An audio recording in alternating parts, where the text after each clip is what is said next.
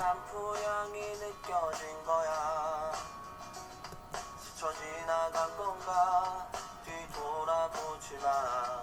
그냥 사람들만 보이는 거야. 다가가는 집 근처에서 괜히 핸드폰만 만지는 거야. 한번 연락해볼까 용기 내보지만 그냥 내 마음만 아쉬운 거야. 걷다가 보면 항상 이렇게 너를 바라만 보던 너를 기다린다고 말할까. 지금 집 앞에 계속 이렇게 너를 아쉬워하다 너를 연락했다 할까. 안녕하세요. 오늘은 그동안 제 채널에 게시해온 포스트 코로나 시대에 부상하는 사업 아이템들을 온오프라인의 관점에서 정리해 보겠습니다. 우선 언택트라는 용어 주목해 보실까요? 무엇을 접촉하지 않는다는 말일까요? 네, 물론 사람이겠죠. 아마 오프라인 매장의 서비스 인력이나 다른 고객들일 것입니다. 그리고 넓게 본다면 온라인 주문 후에 오는 택배, 배송 기사분들까지 포함되겠죠. 자, 지금 보시는 온라인과 오프라인의 관계를 다양한 사례별로 한번 살펴보겠습니다. 첫 번째 사례는 운동에 대한 얘기입니다. 물론 오프라인상의 헬스나 야외 운동도 계속되겠지만 집에서의 운동을 새롭게 정의하는 사람이 많아질 것입니다. 이 사례는 기존 오프라인 운동 시장을 대체하는 온라인 운동에 대한 사례인데요. 요새 집에서 하는 운동, 홈트레이닝, 홈트에 온라인을 붙인 거죠. 디지털 거울을 통해서 강사나 또 다른 수강생들과 교감하면서 운동하는 것은 마치 오프라인 헬스장과 다를 바가 없네요. 그런데 헬스장에서는 제공하지 못하는 것이 추가되죠. 네, 디지털 액정을 통해서 우리의 세밀한 운동 모습이 AI 분석을 통해서 한결 과학적인 도움을 받을 수 있는 점이라는 거죠. 집안의 이러한 넓은 디스플레이 액정은 다른 집안의 전자제품들을 통제할 수 있는 홈 플랫폼으로 자리 잡을 수도 있다라는 전망이 나오고 있죠. 두 번째 사례는 코로나 이후 다양한 형태로 많은 관심 받고 있는 픽업 서비스에 대한 내용입니다. 코로나 직후에는 집에서만 시켜 먹었지만 점점 온라인 주문 후에 오프라인 공간을 간소화된 형태로 이용하는 드라이브 스루가 다양한 형태로 나올 전망입니다. 음식의 특성상 집에서의 온라인 배달만으로는 약간의 불안, 질림, 그리고 예전 오프라인에서의 일상 체험에 대한 그리움, 이런 것들이 복합적으로 작용하는 거죠. 이제 오프라인 식음료 매장은 온라인 주문의 편의성과 매장의 간편한 이용에 맞는 다양한 형태의 드라이브스루를 기본 서비스 채널로 장착해야 되는 시대로 접어들고 있습니다. 물론 좀 더 적극적인 매장에서는 이런 간소화된 이용 과정에서도 재미나고 낯선 체험거리를 차별화 요소로 활용할 것입니다. 중국에서는 음식을 주문할 때 배송받는 픽업 방식에도 새로운 모습이 일상화되고 있는데요. 주문할 때 배송받을 지점을 정해서 이렇게 시차를 두거나 직접 음식을 받는다고 해도 공간적인 시차를 둔다고 하네요. 아무래도 음식물은 일반 택배 물건하고는 좀 다른 모양이죠. 세 번째 사례는 고객의 접점 과정에서 온라인이 오프라인 공간에 연동되는 소위 O2O라고 볼 수 있습니다.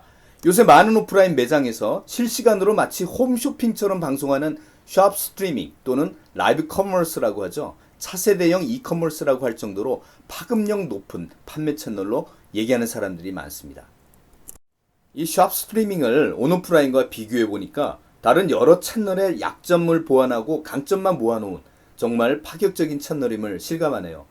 저는 이 중에서도 매장에서 실제 상품 개발자나 고객 측면의 인플루언서들이 나와서 시청자들과 교감하면서 실시간 방송한다는 점, 그 점이 참 매력적이라고 봅니다.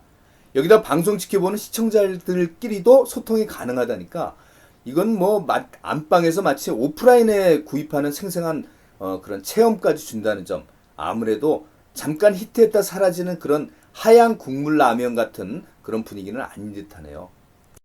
네, 코로나19로 인해서 음식점 매출이 끝이 안 보이게 감소 중인데요. 코로나가 지속된다면 한 2, 3년 후에 음식점의 모습 궁금하시지 않나요? 지금 조금씩 보이는 현상들이나 전문가들의 얘기를 종합해보면 저는 이렇게 정리를 하고 있습니다. 여러분 아마 일부 동의하지 않는 부분도 있으실 텐데요. 이들 내용 중에서 음식점의 언택트되는 공간에 집중을 해서 보시면 좀 이해가 빠르실 듯해요. 기본적으로 지금의 음식점보다는 안전하고 깨끗하고 그리고 간편해야지 이런 어려운 가운데서 사람들이 온다는 얘기죠. 어찌 보면 앞으로도 음식점에 오래 머무르는 사람들이란 안전한 공간과 다양한 체험 서비스를 제공받는 좀 돈 있는 사람들이 아닌지 하는 생각도 드네요. 그럼 하나씩 좀 살펴볼까요? 지금 보시는 사례는 음식점이란 음식 먹는 곳이 아닌 맛있는 음식 만드는 곳으로서 언택트에 맞게 오프라인 공간을 간소화하는 그런 사업 모델입니다. 이미 국내에서도 공유 주방이라는 사업 모델이 들어와 있는데요. 이번 코로나 사태로 인해서 보다 빨리 정착하지 않을까 생각됩니다. 이제는 요리에 자신 있다면 매장 관리나 인테리어, 고객 관리 등의 부수적인 그런 업무에 신경 쓰지 않고 얼마든지 음식점 창업이 가능하지 않을까요?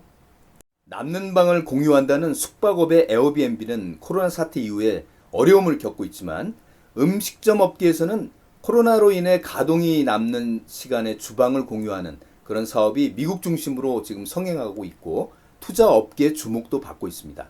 주방을 공유함으로써 기존 음식점 입장에서도 부가 수입을 올릴 수 있고 주방 임차자 입장에서도 보다 쉽고 안전하게 사업을 시작할 수 있는 그런 쌍방의 장점이 있네요. 점포 앞에 수많은 대기하는 사람들로 주목받아온 전국 맛집들도 이번 코로나 사태의 예외일 수는 없죠. 이미 홍석천 씨도 이태원에서 마지막 점포를 폐업할 정도니까요.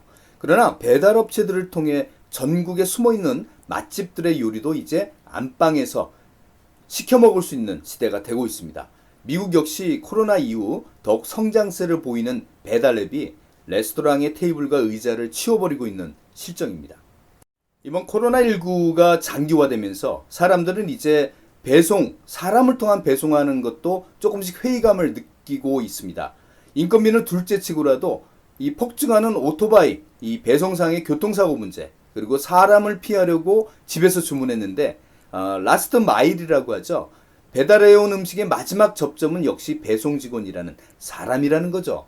그래서 로봇을 이용하는 것을 중장기적인 일상의 모습으로 예견하는 업체들이 이제 배달 로봇의 투자를 아끼지 않고 있습니다. 아마 사람 배달을 대체하는 이런 하늘을 날아다니는 드론도 나오지 않을까 싶은데요. 여러분 넥스트도어라는 페이스북 비슷한 소셜 네트워크 서비스 들어보셨나요? 이용자 입장에서 보면 내가 살고 있는 동네에서 커뮤니티 활동을 좀 더 밀도 있게 할 수 있는 동네 페이스북이라고 할 수 있습니다. 무엇보다도 동네 사람들과 온오프라인을 연계하여 소통할 수 있는 그런 페이스북 종류니까 좀 더 할 만한 활동과 서비스가 매우 많겠죠. 특히 코로나 시대 직장이나 낯선 공간보다는 일상적인 동네 주변이 훨씬 안전하고 친숙한 곳이니까요. 이와 비슷한 지역 기반의 소셜 커머스가 우리나라에도 있죠. 당신 근처에서의 중고거래라는 의미의 당근마켓 말입니다. 이웃간의 오프라인 거래를 온라인으로 지원해 줌으로써 전달 과정의 편의성과 정신적인 신뢰감을 주는 지역 기반의 소셜 커머스 사업 모델이라고 볼 수가 있죠.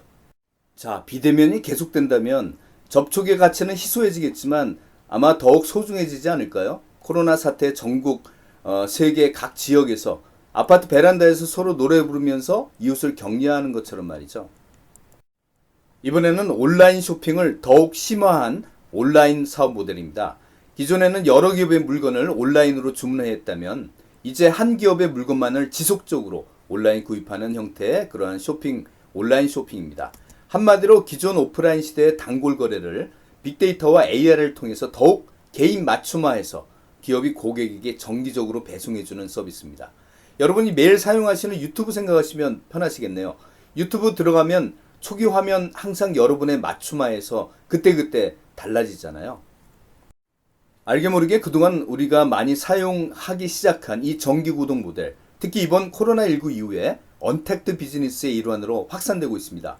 국내도 응답자 중에 90%가 넘는 분들이 이미 정기구독 서비스를 한 개 이상 이용하고 있다라고 응답을 하고 계시네요. 결국 고객이 회원 가입하면 웬만해선 다른 기업으로 이탈하기 어려운 구조네요.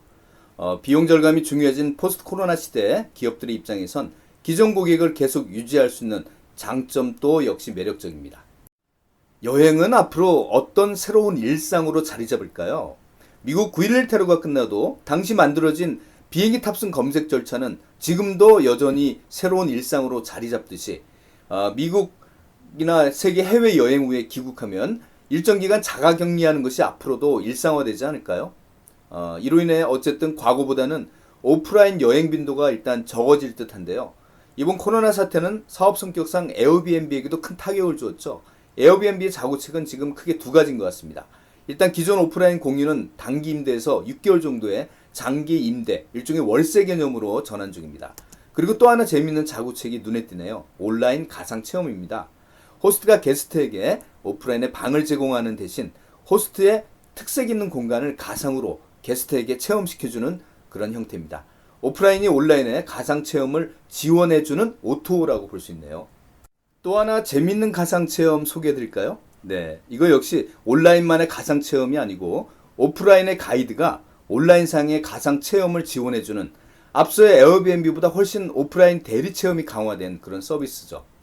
지금 보신 바와 같이 가이드를 조종해가면서 체험하는 모습 어떠신가요? 일반적인 온라인 가상 체험이라기보단 쌍방향 대리 체험이라는 말이 좀 더 적합할 듯 한데요. 자, 지금까지 포스트 코로나 시대에 전개될 여러 형태의 라이프 스타일들을 초기 부상하는 사업체들 중심으로 제가 한번 만들어본 7가지 기존 콘텐츠를 정리해본 것입니다.